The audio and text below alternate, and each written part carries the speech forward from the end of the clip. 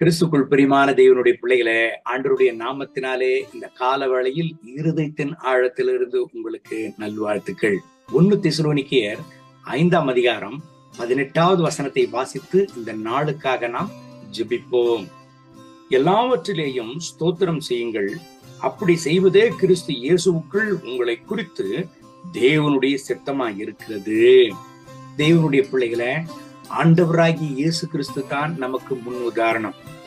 அவருடைய வாழ்க்கையில பிதாவானவருடைய சந்நிதியில் ஸ்தோத்திரத்துடனே தன்னுடைய வாழ்க்கையின் பிரயாணங்களை அவர் நடத்தி சென்றார். இன்றைக்கும் நம்முடைய வாழ்க்கையில கர்த்தருடைய சித்தம் என்னவா இருக்கிறதுங்க? எல்லாவற்றிலையும் ஆண்டவருக்கு நம்ம நன்றியுள்ளவர்களா இருக்கணுமா, ஸ்தோத்திரத்தோட நம்முடைய வாழ்க்கையை நடத்தி செல்லணுமா. அதுதான் கர்த்தருடைய சித்தம் என்று வேதம் சொல்லுகிறது. ஆண்டவருக்கு நன்றியுள்ளவர்களாய் நாம் இருக்கிற பொழுது, ஆண்டவருக்கு நன்றி செலுத்துகிற பொழுது என்னவெல்லாம் நம்முடைய வாழ்க்கையில நடக்கிறதுங்க? பிரதானமாக 4 காரியங்கள் நடக்கிறதா. அந்த 4 காரியங்களை பார்ப்போமா? பெருமை குறைகிறது, அடக்கம் அதிகரிக்கிறது. புகார் குறைகிறது, மனநிறைவு அதிகரிக்கிறது. ஆண்டவர் மீதான சந்தேகம் குறைகிறது, ஆண்டவர் மீதான நம்பிக்கை அதிகரிக்கிறது. கவலை குறைகிறது, அமைதி அதிகரிக்கிறது. என் அன்பு தேவனுடைய பிள்ளைகளை, வாழ்க்கையில என்ன சவால் வந்தாலும் ஆண்டவருடைய திரு சமூகத்தில் அதை ஏற்றுக்கொண்டு நாம் கடந்து செல்லுகிற பொழுது நம்முடைய வாழ்க்கையில அது நன்மையான காரியங்களை நமக்கு கற்பித்து தருகிறது.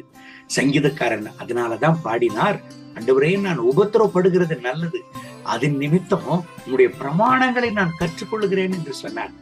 தேவனுடைய பிள்ளைகளை, எல்லாவற்றிலையும் சந்தோஷமா இருங்க, எல்லாவற்றிலும் கர்த்தருடைய நாமத்தை ஸ்தோத்திரம் பண்ணுங்க. ஆண்டவர் என்ன பாதையில் உங்களை நடத்துகிறாரோ சந்தோஷமா கடந்து செல்லுங்க. அது நன்மைக்கு எதுவாகத்தான் இருக்கும். இந்த வசனத்தின்படி கர்த்தர் உங்களை ஆசீர்வதித்து ஆண்டவர் அவருக்காக சாட்சியாக உங்களை நிறுத்துவராக. கண்களை மூடி ஜெபிப்போமா? அன்பின் ஆண்டவரே, இந்த கால வேளையில இந்த வசனத்தை கேட்டு என்னோடு ஜெபித்துக் கொண்டிருக்கிறேன். அன்பு தேவனுடைய பிள்ளைகளுக்காக ஜெபிக்கிறேன். இவர்களை ஆசீர்வதியும், இவர்கள் தேவைகளை சந்தியும், எல்லாவற்றிலையும் இவர்களை சாட்சியாக நிறுத்தும், உயர்த்தும். கர்த்தருடைய மனதுருக்கம் இவர்கள் வாழ்க்கையில் வெளிப்படட்டும். என் தேவனே, நன்றியுள்ள கர்த்தருடைய பிள்ளைகளாக உமக்காக பிரகாசிக்க இவர்களுக்கு கிருபைத்தார். அப்படி செய்வதற்காக ஸ்தோத்திரம், மகிமை, கனம், துதி உமக்கே.